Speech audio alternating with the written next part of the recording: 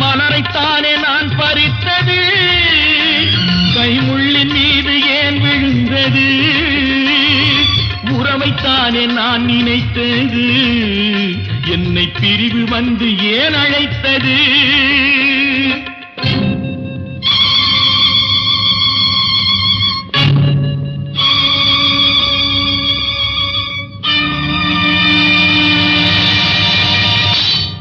எழுதுங்கள் என் கல்லறையில் அவள் இரக்கமில்லாதவள் என்று, பாடுங்கள் என் கல்லறையில் இவன் பைத்தியக்காரன் என்று. கண்கள் தீட்டும் காதல் என்பது அது கண்ணில் நீரை வரவழைப்பது, பெண்கள் காட்டும் அன்பு என்பது நம்மை பித்தனாக்கி அலைய வைப்பது.